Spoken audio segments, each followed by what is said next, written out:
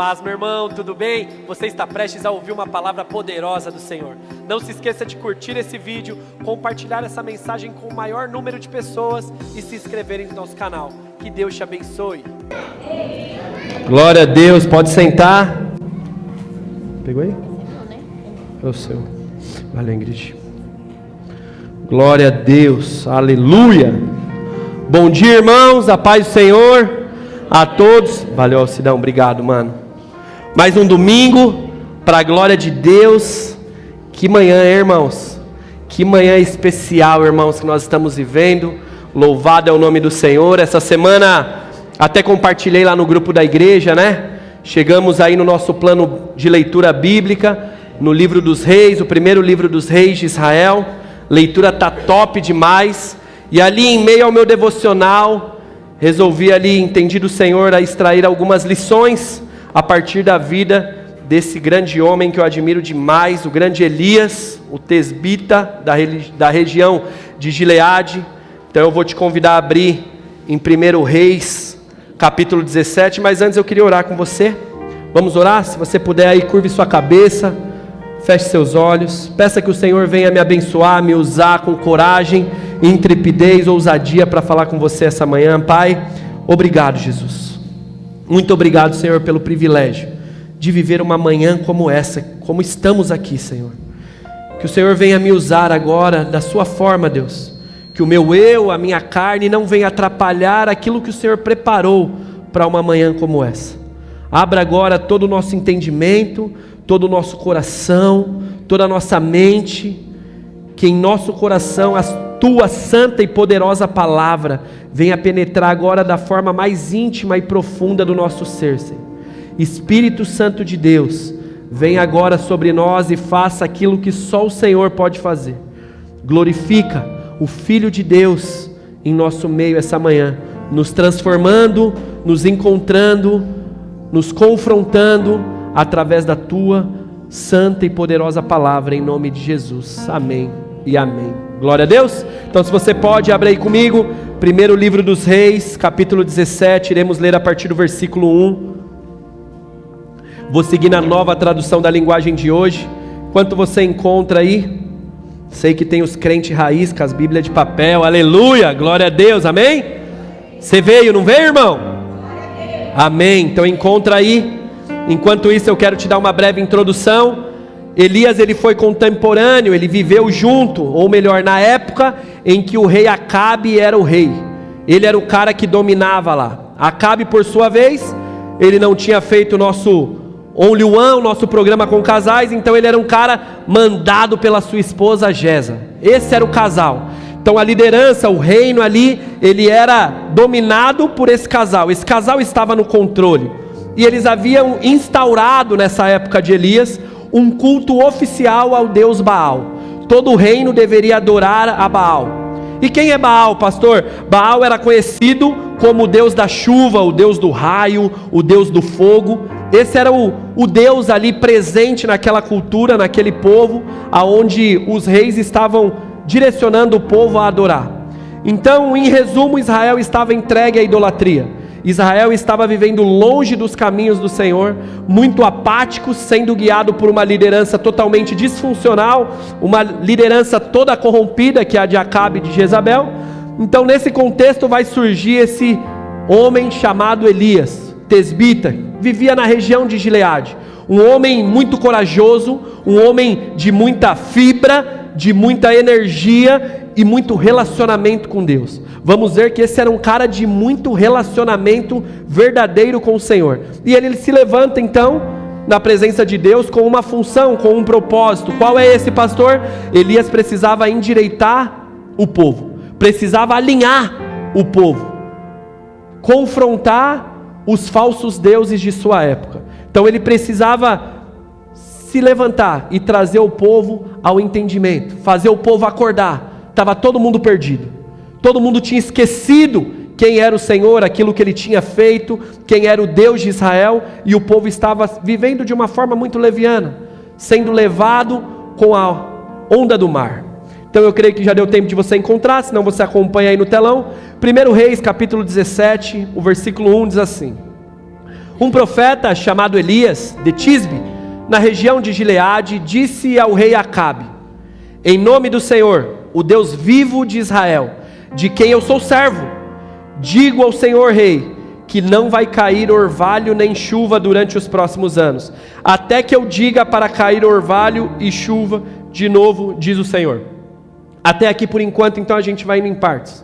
Essa fala de Elias, na verdade o Senhor está direcionando Elias para atacar direto o Baal, o Deus que o povo estava adorando, pois Baal era o Deus da chuva, Baal era o Deus do raio. Então Elias se levanta diante de Acabe, de Jezabel, e ele fala o seguinte: durante 3 anos não vai cair uma gota de água aqui, enquanto o Senhor, o Deus de Israel, não permitir, não cai uma gota de água aqui em Israel, não haverá chuva. Falou isso na cara de Acabe. Versículo 3, o Senhor vai dizer para Elias: Elias, agora saia daqui, vá para o leste e se esconda perto do riacho de Querite, a leste do rio Jordão. Lá você terá água do riacho para beber, e eu mandarei que corvos levem comida para você ali. Você precisa entender, nesse tempo, Elias se apresenta diante de Acabe, Jezabel fica doida, maluca, começa a perseguir e matar todos os profetas do Senhor que havia no reino. Começa a querer matar todos. E entende, irmãos, o objetivo de Jezabel, ela na verdade representa uma voz. Que voz é essa, pastor? É a voz de silenciar os profetas, silenciar a voz profética ali do reino. Ela queria matar todos. O objetivo de Jezabel era isso: eu quero exterminar, não vai mais ter a voz de Deus, de Israel, no meio do povo. E muitos acham que Jezabel é coisa do passado, muitos acham que é coisa lá de trás, só que ela está muito presente nos dias atuais. Essa voz que tenta nos parar, essa voz que tenta matar ministério, matar chamado, matar vocação, ela está muito presente nos dias atuais. Não foi somente no tempo de Elias, quando ela silenciou todos os profetas, perseguindo, matando e calando todos. Não, vivemos num tempo onde essa voz está presente, e ela vem daquela forma assim: você não serve para fazer isso, você não deve entrar nisso agora, não se envolva mais. Para que você vai entrar nisso e vai se machucar? Você não tem que se mexer, já tem gente fazendo. Não participe, não viva isso que está sendo proporcionado. Para que você vai? Você não foi chamado para isso. Não tem porque você fica do jeito que está. Não se assim tá bom. Só vai numa igreja de domingo mesmo e tá tranquilo, vive do seu jeito. Porque agora é assim, é de uma forma relativa o evangelho. Então assim tá bom, não precisa se envolver. Se envolver vai se machucar, vai ter desconforto com pessoas. Não precisa disso, fica quieto na sua. Essa é a voz de Jezabel, aonde ela quer matar chamados, matar ministérios, matar a voz profética. Cuidado, igreja. Semanas atrás eu falei sobre isso. O maior erro da Eva foi ela dar ouvidos para quem não merecia atenção naquele jardim. Cuidado com as vozes que você tem dado ouvido nas suas mesas de café. Cuidado com as vozes que você tem dado atenção, e muitas vezes elas têm permeado os seus caminhos, as suas atitudes, de fato aonde você quer chegar. Uma coisa muito me conforta nos dias atuais: o que, pastor? Da mesma forma que essa voz de Jezabel, ela está muito presente sim, no cenário atual, ela é muito presente nos dias atuais, mas o que me conforta é saber que o espírito dos profetas também está presente. Amém, irmão? Aqueles que não têm medo, aqueles que não se calam, aqueles que acreditam, aqueles que vivem em ousadia, em coragem, aqueles que não têm medo de se machucar, não têm medo de se recomeçar, não têm medo de falar o que tem que ser dito, não têm medo de cair, porque sabe que o Senhor vai levantar e vai fortalecer, mesmo quando está sozinho, ele sabe que o Senhor está do lado dele. Louvado é o nome do Senhor, irmão. Que esses não têm medo de fazer a vontade de Deus, mesmo quando tudo parece que é para dar errado, ele mesmo assim está acreditando que tudo vai dar certo. Louvado é o nome do Senhor, que mesmo em um mundo onde muitos estão apáticos, existem aqueles que acreditam, existem aqueles que estão com as mãos sujas da obra do Senhor, participando, acreditando. Sabe aquele negócio? Eu vim de uma igreja onde dava tudo errado, não, agora eu não vou me envolver. Não, eu acredito na igreja do Senhor. Ali não deu certo, mas agora aqui vai dar certo. Aqui eu vou participar, eu não vou ficar sentado. Esse é o espírito dos profetas, daquele que não consegue parar, não consegue estacionar. Sabe, meu irmão, eu não sei, talvez você está aqui, precisa ouvir isso. O fato de ter muitas pessoas fazendo coisas erradas lá fora, não é um convite para você não fazer nada aqui dentro. Não é um convite, porque isso diz sobre elas e não sobre você.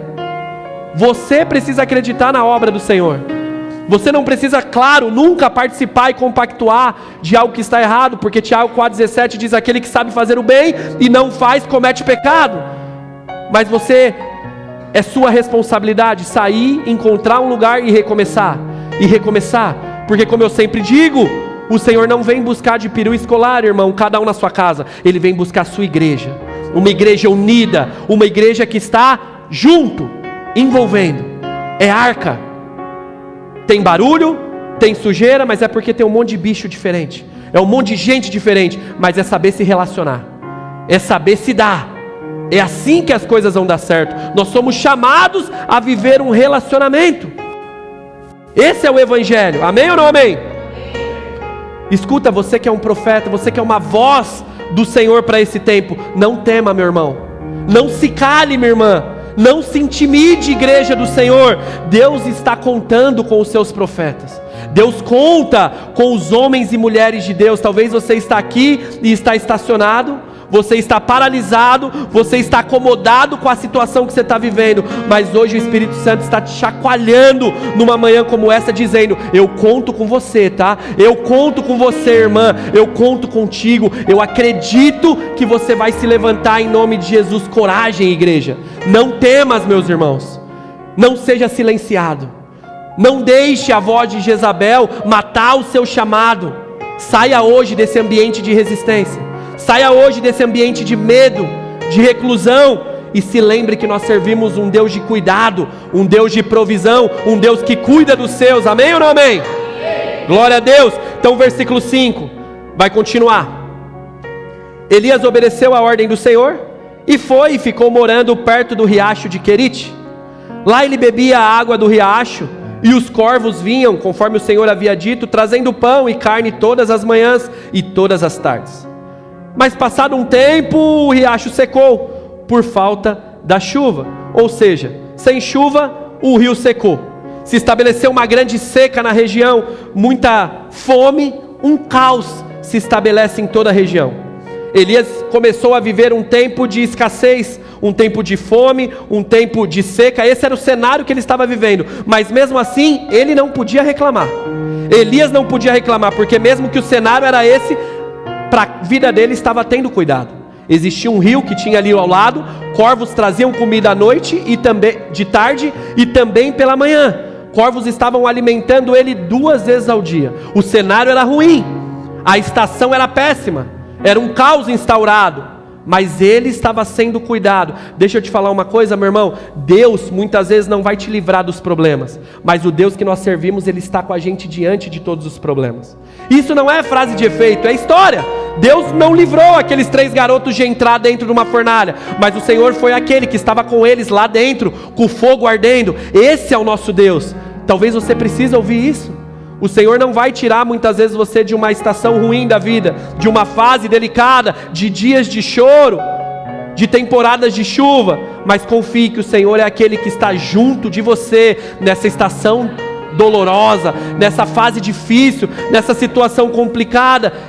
Todo aquele que está firme no propósito, ele tem mantimento na mesa, ele não passa veneno. Salmos 37, versículo 25, é o que o salmista diz: nunca vi um justo desamparado ou a sua descendência mendigar o pão. Então me ajuda a pregar, fala para o irmão aí do seu lado: você não vai ser o primeiro, você não vai ser a primeira, aleluia, não vai ser você o primeiro. Confie no Senhor, confie no Senhor. O cenário era péssimo, Elias estava vivendo num tempo de muito caos, e é assim que o Senhor chama um povo de volta, trazendo uma temporada difícil.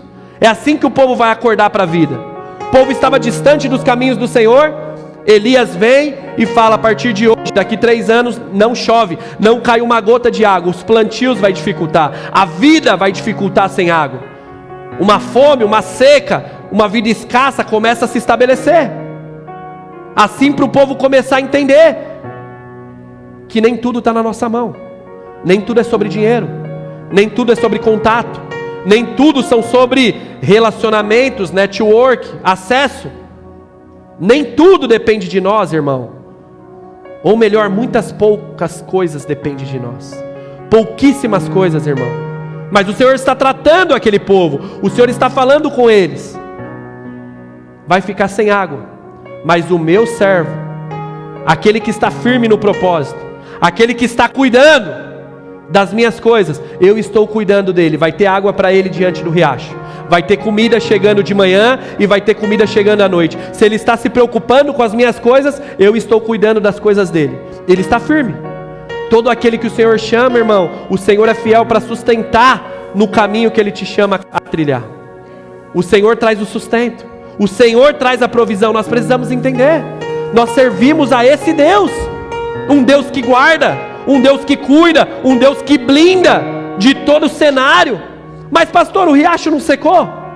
O riacho não secou, que cuidado é esse? Irmão, Deus não está preso a um riacho. Porque quando se fecha uma porta, o Senhor é aquele que abre outra porta, irmão. Deus não está preso a uma alternativa somente. Isso é para alguém. Se o mundo fecha uma porta, o Senhor é aquele que abre outra.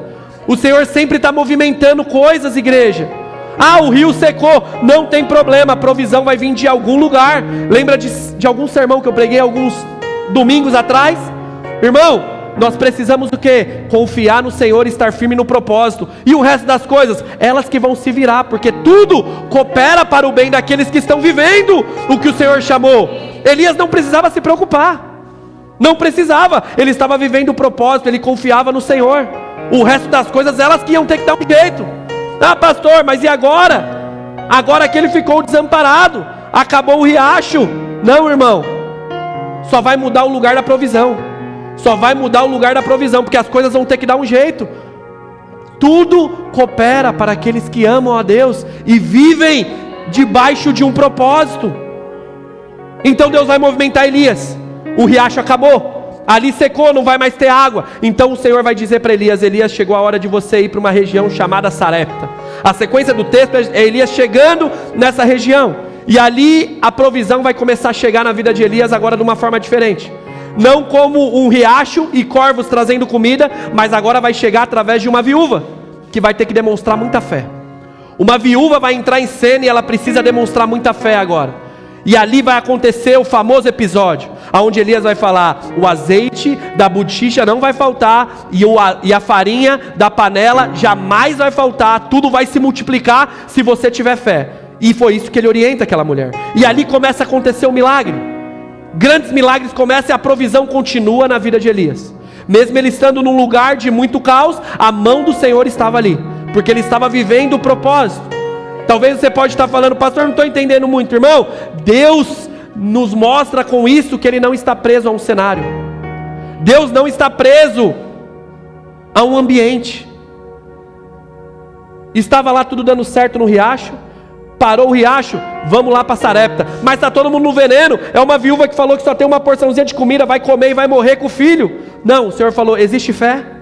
Existe fé disponível?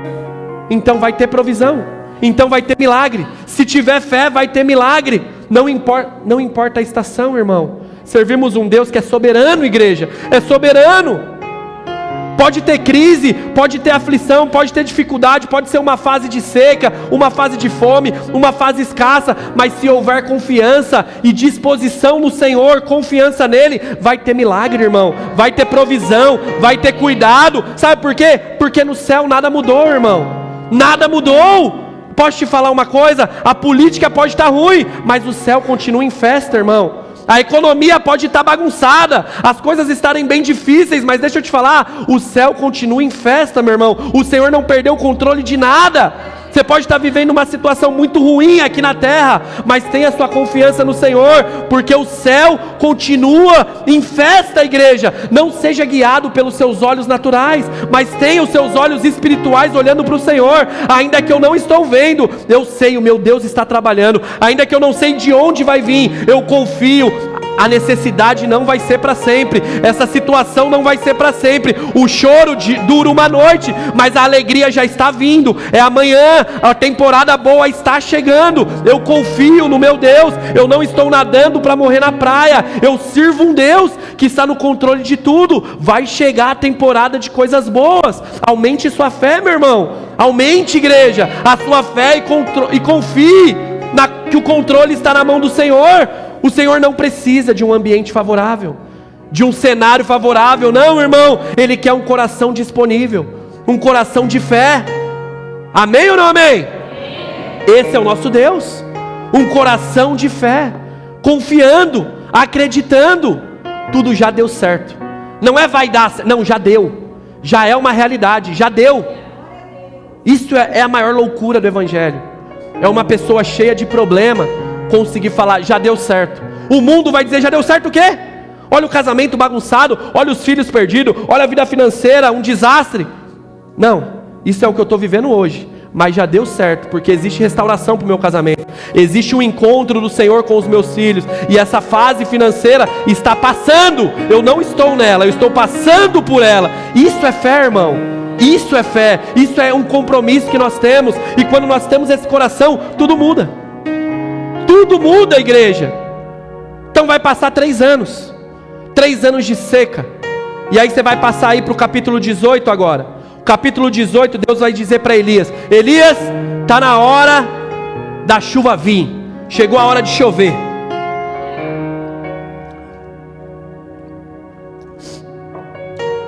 Do versículo 1 ao 19 desse capítulo 18, nós teremos aqui Elias se encontrando com Obadias. Obadias é como se fosse o primeiro-ministro do reino de Acabe. Era um homem temente ao Senhor. Obadias, enquanto Jezabel perseguiu e procurou matar todos os profetas, Obadias foi um cara que guardou 100 homens em cavernas, sustentando eles com água e pão diariamente ali. Então Elias, ele busca esse Obadias.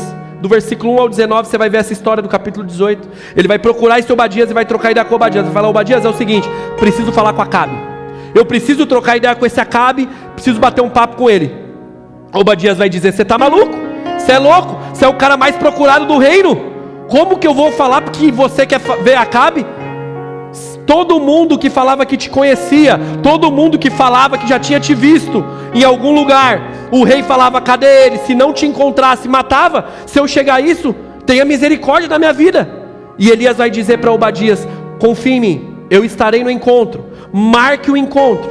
Então agora Elias vai se encontrar com Acabe, no versículo 17 que a gente vai ler junto, do capítulo 18. Vamos ler. Quando viu o profeta, Acabe disse: então é você, o perturbador de Israel, o maior criador de problemas? Eu não sou o criador de problemas para o povo de Israel, responde Elias. Você e o seu pai que são criadores de problemas, pois vocês abandonaram os mandamentos do Senhor Deus e adoraram as imagens de Baal. Portanto, ordene agora a todo o povo de Israel que vá se encontrar comigo no Monte Carmelo. Aproveite e mande também os 450 profetas de Baal e os 400 profetas da deusa Zirá, que são sustentados pela rainha Jezabel. Em outras palavras aqui, Elias está chegando para Acabe e falou: vamos para as cabeças, vamos resolver isso. Acabou a brincadeira, não dá para ficar vivendo desse jeito. Está uma bagunça, vamos ver quem é quem. Vamos ver quem é quem. Então o texto vai dizer que Acabe chamou todos os israelitas e os profetas de Baal para se reunirem no Monte Carmelo. Elias chegou perto do povo e disse: isso é uma voz profética, irmão, é uma voz de confronto, é uma orelhada. Olha o que o profeta diz: até quando vocês vão ficar em dúvida sobre o que vão fazer? Em outras palavras, até quando vai viver na brincadeira? Até quando? Vocês dizem que servem a Deus, mas vivem adorando outras coisas, criando seus próprios ídolos, sendo levado pela economia, pela política, por tudo aquilo que falam, vocês desviam. Até quando vocês vão ficar nessas brincadeiras? Se o Senhor é Deus, adorem o Senhor. Mas se o mundo, se Baal é Deus, então adorem a Baal. E aí ficou o silêncio, parecido com agora. O povo todo se calou. Então Elias disse: de todos os profetas de Deus, o Senhor, eu fui o único que sobrou, mas os profetas de Baal são 450. Então agora tragam 2 touros, Que os profetas de Baal matem um deles, cortem em pedaços e põem em cima da lenha, mas não ponham fogo. Eu farei a mesma coisa com o outro touro, e os profetas de Baal vão orar ao seu Deus, e eu orarei ao Senhor.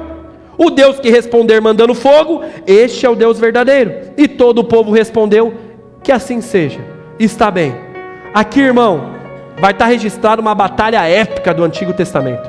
Louco demais. Um dos episódios, na minha opinião, mais extraordinários que acontece aqui no Antigo Testamento. Aqui era a guerra. É o famoso tudo ou nada. Elias diz, vamos ver quem é quem. Chega de brincadeira. Hoje vocês conhecerão o Deus verdadeiro. Hoje o Deus verdadeiro vai se revelar e vai mostrar quem Ele é. Cada um aqui agora vai montar o seu altar, o seu sacrifício, e vamos ver qual é o Deus que responde. Vamos ver se é esse Baal que está todo mundo adorando, ou vamos ver se o Deus de Israel, Ele é vivo, Ele é presente. Vamos fazer isso agora. Então, passado um tempo, olha o versículo 27. Vamos ler junto. Versículo 27. Ao meio-dia, Elias começou a caçoar deles. Ele dizia, orem mais alto, pois Ele é Deus. Pode ser que Ele esteja meditando, ou que tenha ido ao banheiro. Talvez Ele esteja viajando ou dormindo, e vocês vão ter que acordá-lo, encontrá-lo. Aí os profetas de Baal oraram mais alto, e começaram a se cortar com facas e punhais, conforme os costumes deles. Até que o sangue começou a correr, passou o meio-dia, e eles continuavam a orar e a gritar, até a hora do sacrifício da tarde, porém nada se ouvia, não havia nenhum som, nada acontecia, nada aconteceu. Versículo 30, então Elias disse ao povo, cheguem mais perto de mim. Todos chegaram perto de Elias, e ele começou a consertar o altar do Senhor que estava derrubado. Escute isso, irmãos. Elias começou consertando o altar do Senhor Deus, aquilo que estava derrubado. Ele pegou 12 pedras, uma para cada das 12 tribos que tinham os nomes dos filhos de Jacó, o homem a quem o Senhor tinha dado o nome de Israel. Com essas pedras Elias reconstruiu o altar para a adoração do Senhor. Depois cavou em volta uma valeta, em que cabiam mais ou menos 12 litros de água. Em seguida colocou lenha no altar, cortou o touro em pedaços e o pôs em cima da lenha. Então disse, encham 4 jarras de água e derramem sobre o animal sacrificado e sobre a lenha. Eles fizeram o que Elias havia mandado, e Elias disse, façam de novo, e eles fizeram. Pela terceira vez Elias disse, e assim eles fizeram, e a água correu em volta do altar e encheu a valeta. Até aqui por enquanto. Veja, irmãos, primeiro de tudo, Elias consertou o altar que estava derrubado. Eu creio que hoje o Senhor está chamando, irmãos, uma igreja, homens e mulheres, a consertar coisas quebradas, reconstruir coisas que estão destruídas, talvez valores, princípios que estão sendo negociados, pendências que você tem deixado em aberto. Muitas vezes nós queremos a manifestação do Senhor, mas o texto nos mostra, primeiro conserte as coisas. As coisas de Deus não são de qualquer jeito. A manifestação dele virá, e vem, só que antes conserte, arrume, ajuste, porque se continuar assim não tem milagre, não tem provisão, não tem a presença manifestada do Senhor. E eu sei que você está aqui, eu sei que você está aqui, então conserte hoje as coisas que estão derrubadas na sua vida, conserte hoje as coisas que estão bagunçadas no seu casamento, na sua vida profissional. Já temos lá no YouTube 2 mensagens para você ver como você glorificar a Deus com a sua vida financeira, como você glorificar a Deus com o seu casamento. Conserte as coisas antes de pedir a presença, porque o nosso Deus é fogo consumidor, irmãos, como diz Hebreus 12, 28. É fogo consumidor. Então talvez princípios você precisa corrigir, talvez você precisa consertar valores que você está negociando muito. O Senhor está convidando hoje uma igreja a consertar coisas que têm sido negligenciadas, têm sido deixadas de lado, e hoje é uma manhã de conserto. Amém ou não amém? Amém. Mas tem um detalhe, Elias também nos mostra aqui que essa preparação não é de qualquer forma. Por quê, pastor? Porque as coisas de Deus não são de qualquer jeito. Não adianta fazer do jeito que você quer, do jeito que você acha que está bom, é do jeito que tem que ser. Não é o que eu acho, o que você pensa, é o que está escrito. Amém ou não amém, igreja? Essa é a igreja do Senhor. Ah, pastor, E a revelação, irmão, a revelação que nós temos é essa aqui, ó. São esses 66 livros aqui que nós temos, do Antigo e do Novo Testamento. Essa é a revelação do Senhor. Essa é a revelação que tem a igreja. Essa é a revelação que nós precisamos. Você não precisa de um cara que revela seu CPF, revela onde você mora, o que você gosta de comer. Você precisa da revelação de Deus, irmão. E a revelação que Ele já deixou está aqui, em 66 livros. Esse é o certo. Só que muitas pessoas são levadas pelo momento, pelo ambiente. Elias primeiro consertou com as pedras, depois ele cortou a lenha, depois ele pegou o animal, fez uma valeta, mas ele usou algo muito precioso na época. Não sei se você entendeu, mas ele pediu aqui para pegarem 12 jarros, 12 cântaros de água. Eram 4, mas por 3 vezes 12 porções. Lembra que era um período de seca? Lembra que não tinha água? Ou seja, irmãos, olha como as coisas de Deus acontecem. Dias antes Elias estava lá em Sarepta, falando para uma mulher. A mulher estava falando: eu só tenho um pouquinho de farinha, eu só tenho um pouquinho de azeite. Ele estava falando: confia, confia que Deus vai multiplicar, que Deus vai prover. Agora dias à frente chega a hora dele fazer igual. Talvez, irmão, Elias só tinha essa quantidade de água, era só esse pouco que ele tinha, mas ele precisava mostrar que as atitudes dele não estavam divorciadas da palavra que ele falava. Então chegou a hora dele usar, mesmo que o ambiente era de seca, mesmo que a estação não tinha água, ele precisava derramar água ali, porque ter fé é isso, irmão. Ter fé é você acreditar, ter fé é você investir, ter fé é você participar, não é você falar.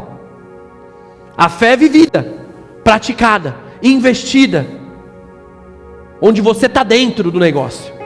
Então Elias nos mostra isso. E olhando uma cena dessa, eu imagino com certeza muitas e muitas pessoas do lado falando assim para Elias: mano, não estou entendendo nada, esse cara está louco. Nós estamos com falta de água aqui, o cara está catando 12 litros de água para pôr aqui. Que brincadeira é essa? Que desperdício é esse? Onde já se viu viver assim, dessa forma? Deixa eu te falar uma coisa, igreja. Muita gente vai olhar mesmo para aquilo que você faz para o Senhor e vai pontuar dizendo: é um desperdício de vida, é um desperdício de tempo. Nossa, quanto desperdício de recurso ficar vivendo desse jeito. Que negócio nada a ver. Nossa, para que tanto tempo assim com essa Bíblia? Nossa, para que ficar com essas coisas de Deus? Que desperdício de tempo, não tem mais o que fazer. Nossa, para que ficar ajudando tanta pessoa que não vai te dar nada em troca, que não vai somar em nada na sua vida? Para que ficar ajudando pessoas que não vão te avançar para... Que desperdício, você não tem mais o que fazer.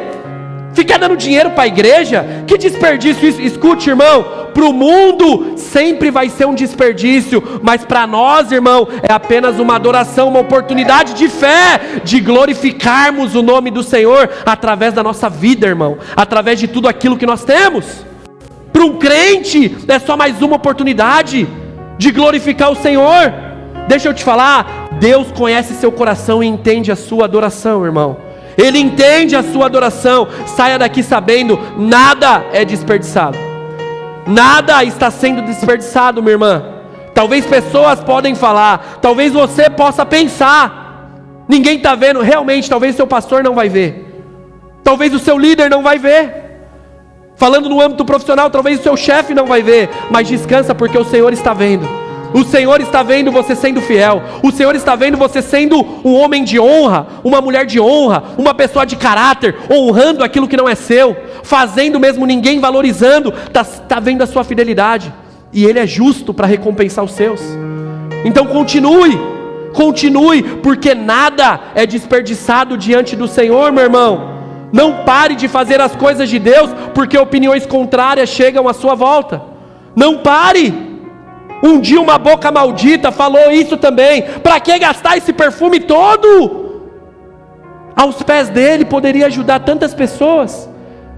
Escuta, meu irmão, sempre terão pessoas dizendo para você como você deve adorar, como você deve se entregar, como você deve fazer, como você deve servir. Mas, irmão, não seja guiado pelas pessoas, seja guiado por aquilo que o Senhor te chamou para fazer. Tenha um coração generoso, seja uma pessoa generosa, entendendo que melhor é dar do que receber, irmão. Nunca conseguiremos ganhar no Senhor em generosidade, nunca. E eu posso te falar uma coisa? Eu já vi diversas pessoas, no fim da vida, que falaram: eu gostaria de ter vivido diferente. Eu conheci o Senhor no final da minha vida e eu queria ter vivido uma história diferente.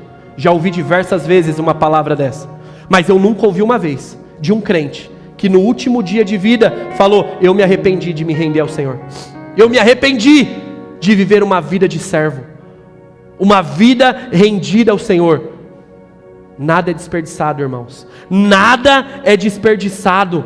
1 Coríntios 15, versículo 58.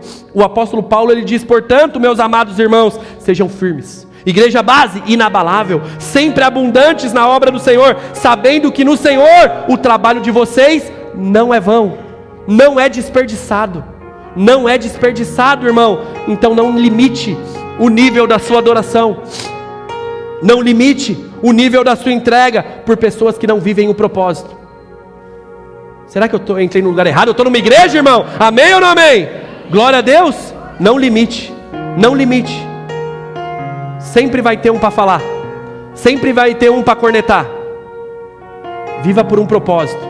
Não seja guiado pelas vozes de pessoas que não estão no propósito. Então Elias, ele está lá com tudo pronto, e ainda por cima o altar molhado, e ele vai fazer uma oração. Uma oração, versículo 36. Quando chegou a hora do sacrifício da tarde, o profeta Elias chegou perto do altar e orou assim: ó Senhor, Deus de Abraão, de Isaque e de Jacó, prova agora que és Deus de Israel, e que eu sou teu servo, e que fiz tudo isso de acordo com a tua vontade. Responde-me, Senhor, responde-me, para que este teu povo saiba, obrigado, amor, para que esse teu povo saiba que tu, Senhor, és Deus, e está trazendo a este povo de volta para ti. Então o Senhor mandou fogo, aleluia, e o fogo queimou o sacrifício, o fogo queimou a lenha, as pedras, a terra, e ainda secou a água que estava na valeta. Quando viram isso, os israelitas se ajoelharam, encostaram o rosto no chão e gritaram: o Senhor é Deus, só o Senhor é Deus, só o Senhor é Deus. E Elias ordenou: prendam os profetas de Baal, não deixem escapar nenhum. Todos foram presos. Elias fez com que descessem até o riacho de Quizon e ali os matou, aleluia. Irmãos, imagina isso, tente imaginar isso, como Elias ficou depois de uma experiência dessa. Demais viver isso, sim ou não? Demais, irmão, demais viver isso. Na sequência do texto nós vamos ver que Elias fez isso, vai subir para o pico mais alto da montanha e vai dizer para Acabe: Acabe, se prepara porque agora vai chover em Israel. Se prepare porque a chuva do Senhor está chegando. O céu vai escurecer e a chuva do Senhor vem. Vai ser o episódio dele e do seu servo lá em cima do monte, e vai ver aquela nuvem do tamanho da mão de um homem, e Elias vai dizer: agora a chuva do Senhor vai vir. E eu quero aproveitar, meu irmão, esse ambiente e declarar, sabe, base, um tempo de chuva do Senhor sobre nós, irmão. A chuva do Senhor sobre essa região, sobre esse bairro, meu irmão. Que venha uma chuva do Senhor sobre essa igreja, e que pessoas possam ver que existe um Deus através da minha vida, da sua vida, através do meu casamento, do seu casamento, através da forma como eu adoro, você adora, nós adoramos o Senhor, irmão. Eu creio nessa chuva do Senhor chegando e dando um fim em toda a sequidão e todo o ambiente de escassez, uma chuva de abundância, amém? Glória a Deus, aleluia. Então aqui Deus vence Baal. Deus vence Baal, que era considerado o Deus do fogo, mas não conseguiu mandar fogo naquele dia. Deus vence Baal, que era considerado o Deus da chuva, mas durante 3 anos não se caiu uma gota de água. Irmão, após um acontecimento como esse, com certeza Elias pensou: top, agora o povo vai voltar para os caminhos do Senhor. Glória a Deus, tudo vai mudar, aleluia. O povo entendeu, o povo viu que Deus é Deus. Eu consigo olhar uma atitude que Elias sentiu, da mesma forma como muitas vezes um pregador sai depois de um culto, as pessoas dizendo: glória a Deus, só o Senhor é Senhor, aleluia, vou mudar, vou transformar, vou criar vergonha na cara, agora eu vou virar um crente de verdade, agora eu vou servir o Senhor, agora eu não vou mais ser essa vergonha, aleluia. Todo mundo vai mudar, vai entrar um posicionamento. Mas no versículo 1, no capítulo 19, vamos ler que as coisas não acontecem bem assim. O rei Acabe contou a sua esposa Jezabel tudo o que Elias havia feito e como havia matado à espada todos os profetas do Deus Baal. Versículo 2 do capítulo 19, aí ela mandou um mensageiro a Elias com o seguinte recado: que os deuses me matem, se até amanhã a essa hora eu não fizer com você, Elias, o mesmo que você fez com os profetas. Elias ficou com medo, e para salvar a sua vida, Elias fugiu para a cidade de Berseba, que fica na região de Judá. Entenda, meu irmão, Elias fugiu, ele teve medo, para salvar a sua própria vida, ele fugiu. E eu te pergunto, cadê aquele cara de coragem? Cadê aquele homem ousado, intrépido, que orou e viu o fogo de Deus descer? Cadê ele? Porque agora, com uma atitude como essa, parece um menino fugindo. Cadê aquele homem? Veja que todas as outras vezes que Elias fugia, era Deus direcionando ele, mas dessa vez ele estava fugindo por sua própria conta. Ele que decidiu fugir, por quê? Porque ele deixou os sentimentos dele começar a guiar ele. Ele foi guiado pelos sentimentos dele. Eu te pergunto, quem governa as suas decisões, meu irmão? Você também é um emocionado, uma emocionada, que é guiado pelos seus sentimentos? A fase é difícil, começou a dar ruim, aí a adoração já cai, o compromisso com Deus já cai, a vida com Deus já cai. Ah não, se está tudo bem, eu estou tudo bem, mas se as coisas estão ruins, aí eu também estou ruim. O que guia e governa a sua vida, meu irmão? São os seus sentimentos? São as suas feridas? São as suas mágoas? Os seus medos, as suas dores? Essa é a pergunta de hoje. O que está te governando? O que está te governando? Nessa passagem a gente consegue ver o porquê que o Tiago, no capítulo 5, ele diz: Elias era homem semelhante a nós. Porque uma passagem como essa nos mostra a humanidade desse homem, as vulnerabilidades que ele tinha. Mostra que ele era um grande servo de Deus, sim, irmão, muito usado, mas mesmo assim era apenas um servo. Era apenas um homem com os seus medos e os seus dilemas, as suas lutas. Escute, os vasos do Senhor podem ser lindos, mas mesmo assim, eles sempre continuarão sendo vasos de barro. Sempre continuarão. Sempre continuarão. Muitas vezes nós somos tentados a dar glória ao vaso, glorificar homens, e nos esquecemos, irmão, que o poder vem somente do alto. É somente o Senhor que é digno de toda a honra e de toda a glória. Então Elias sentiu medo. Por que ele sentiu medo, pastor? Porque ele viu aquele culto cheio da manifestação de Deus, vencendo tudo, o povo reagindo, o povo dando glória, aleluia. Ele falou, tudo vai ser diferente. Diante do milagre, no domingo estava todo mundo junto, mas aí chegou a semana, ele viu que todo mundo fugiu. Quando Jezabel falou que ia matar ele, ele viu que ele estava só, ele estava sozinho. Talvez a pessoa que foi dar a notícia era uma pessoa que estava dando glória, era uma pessoa que estava vendo aquilo que Deus fez, e aí ele se sentiu só. E não me leve a mal, irmão, mas eu consigo entender Elias. Sabe por quê, irmão? Porque a verdade dói, a palavra confronta, ela não dói? Dói ou não dói? Dói, irmão, mas dói muito mais no pregador, quando ele vê que não está dando fruto, não está vivendo, não está sendo ouvido, não existe um povo levando a sério, a transformação não está acontecendo, as decisões não estão mudando. Isso dói muito mais no pregador, e foi isso aqui que ele sentiu. Elias falou o que falou, fez o que fez, mas no final ele viu que a resistência do povo continuou. Ninguém estava junto, o povo não queria o Senhor. O povo simplesmente falou, só o Senhor é Deus, só o Senhor é Deus, aleluia, o Deus de Israel é o único Deus. Mas nada foi diferente, ninguém decidiu se comprometer isso diante da Jezabel e do Acabe. Era tudo emocionado, sabe aquele negócio, só palavras vazias? Só palavras vazias, e todo mundo preferiu continuar vivendo a sua vida medíocre. Então Elias ficou mal. Anos à frente o apóstolo Paulo vai dizer, pessoas vivem isso, irmão. Por quê? Porque no fundo eles não têm fé, eles não conseguem transformar, porque eles não têm fé, eles não acreditam de fato. Eles conseguem dar uns glória, uns aleluia, mas eles não mudam porque eles não têm fé. Sente meio que coceira no ouvido, não consegue viver de fato a sã doutrina do Senhor, se entrega só à fábula.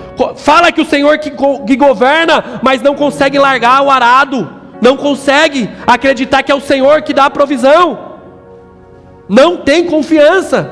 Como eu disse semana passada, irmão, são os tolos.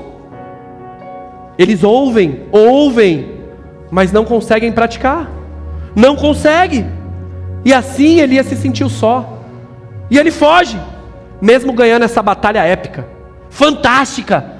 As emoções daquele profeta adoeceu, eles ficaram doentes, ele se esgotou. Elias era tão cara do fogo, mas ele se queimou por dentro, ele se queimou, ele estava mal. Na atualidade, irmão, nós diríamos que Elias, ele entrou num processo de depressão, talvez um burnout. Ele ficou exausto, ele falou: não é possível, eu estou correndo na subida de calça jeans molhada, como? As coisas não vão, uma movimentação dessa do Senhor, e o povo não converteu, o povo não acreditou. E Elias chega a fugir para o deserto. Olha o versículo 4 do capítulo 19. Elias foi para o deserto, caminhou o dia inteiro, por fim sentou-se debaixo de um zimbro, sentiu vontade de morrer e orou: basta, Senhor, tira a minha vida, eu não sou melhor do que meus pais. Essa fala de Elias, eu não sou melhor do que os meus pais, sabe o nome disso que é, irmão? Frustração. Ele estava frustrado, ele criou expectativas que falharam. Ele tinha certeza que o povo ia mudar, ele tinha certeza que as coisas iam ser diferentes, ele tinha certeza que a partir daquele Carmelo, tudo seria diferente. A partir do dia que ele falou: eu vejo aquela nuvem do tamanho da mão do homem, pode todo mundo descer, pode todo mundo ir para casa, porque a chuva do Senhor está vindo. Ele tinha certeza que tudo ia ser diferente. Ele criou expectativas, mas não deu certo. E quando Elias ele está no fundo do poço, afundado nos seus sentimentos, no versículo 9, o Senhor diz, o texto diz que Elias entra dentro de uma caverna para passar a noite. E de repente o Senhor Deus lhe pergunta: o que você está fazendo aqui, Elias? Escuta, irmão, Elias dentro da caverna. Deus não perguntou para ele: você está triste, né, Elias? Não, eu te entendo, cara. Pô, cara, eu sei o que você está sentindo, é difícil, né? Não, esquece isso. O que Deus falou para o profeta foi: o que você está fazendo aqui? Por quê, pastor? Porque medos, irmãos, tristezas, desapontamentos, traições, frustrações, tudo isso acontece na vida ministerial. Não é surpresa para ninguém, irmão. Isso vai acontecer. Tudo isso acontece na vida do crente, do homem, da mulher de Deus. Vai passar por medo, por desapontamento, por frustração, por traição. Faz parte da jornada. Faz parte da jornada. Por isso que a pergunta do Senhor não é: você está triste, o que você está? Não, é o que você está fazendo aqui, Elias. Porque se você decidiu viver um ministério, isso você vai passar, isso vai acontecer. E você ficar se remoendo aqui dentro dessa caverna não vai mudar em nada. Você ficar no seu quarto sem querer mais ir para a igreja não vai mudar em nada. Ah não, mas me entristeceram muito, feriram eu. Irmão, ficar dentro desse esgoto emocional não vai mudar em nada. Não vai. Quando Deus pergunta para Elias: o que você está fazendo aqui? Ele quer dizer: a sua cura, Elias, não está aqui dentro, está lá fora. Está lá fora. O que você está fazendo aí? Eu sei o que você está passando, mas o que você está fazendo aí? Você acha que a resposta vai vir aqui? Você acha que aquilo que eu comecei a fazer foi para te trazer até esse momento e acabar? É isso mesmo? A sua cura não está dentro dessa caverna, lindo. Volta para o campo de batalha, Elias. Volta para a batalha. Pois a cura está no relacionamento quando você volta para a missão. Volta para a missão. Se levanta desse esgoto emocional. Se levanta dessa caverna. Sai desse ambiente. Eu vou colocar alguém que vai trazer cura para você. E a sequência da história é o Eliseu, o filho de Safate, chegando. Sabe, irmão, para concluir, eu vejo essa história de Elias como os relacionamentos trazem cura. Como relacionamentos trazem cura. Entenda isso.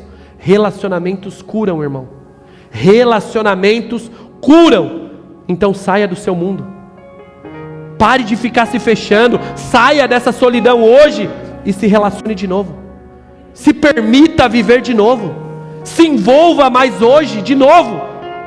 Irmãos, quantos e quantos testemunhos a gente tem aqui no Alfa com os homens, no Elas à Mesa com as mulheres, de pessoas que viveram recomeços a partir do relacionamento, de viver junto de novo, de acreditar, de participar. de estar junto, uma unidade, uma comunhão, como relacionamentos sararam dores ministeriais do passado, relacionamentos sararam dores profissionais de uma antiga temporada, mas foi a partir do relacionamento. Então se permita se relacionar de novo, meu irmão, se permita, minha irmã, relacionamentos cura. E hoje a pergunta do Senhor para alguns é: está fazendo o que ainda dentro dessa caverna? Vai ficar até quando? Fechado, fechada, nesse mundo, vivendo essa dor, chorando as rosas. Já passou tanto tempo, tantos anos, e você ainda está aí. Até quando vai ficar aí? Eu vim para falar para alguém essa manhã, meu irmão, existe cura para você do lado de fora. Existem pessoas com a cura que você precisa, através dos relacionamentos que você vai ter. Se permita viver isso. Se permita viver isso. Não termine a sua história assim. Não termine essa grande história que o Senhor começou dentro de uma caverna, frustrado com as dores do ministério. Eu sei que eu estou falando para pessoas aqui. Ministério machuca, irmão, por isso que é para adulto, é para homem e mulher, sério, não para infantil, para emocionado, para criança. Vai doer, vai, mas não fique dentro da caverna, não fique nessa solidão. Saia hoje, se envolva de novo na missão, se envolva de novo na obra. Eu não sei aquilo que Deus te chamou, mas você sabe o que você está resistindo, você sabe o que você está negligenciando. Pare com esse negócio: não, eu estou dando um tempo. Não, irmão, você não é relógio, para com esse negócio. Volte para a missão, volte para a missão. A cura das suas feridas está no relacionamento. Se permita viver essa nova história para a glória de Deus, se permita. Foi assim que a gente conclui a história de Elias, ele saindo, voltando, e o Senhor apresentando para ele um amigo, Eliseu, filho de Safate, o qual vai suceder ele na missão, aonde ele tem um coração mudado, aonde ele entende, dores vão fazer parte, sofrimentos vão acontecer, traições, desapontamentos, frustrações faz parte do processo, mas existe amizade, existe os verdadeiros, existe os enviados do Senhor.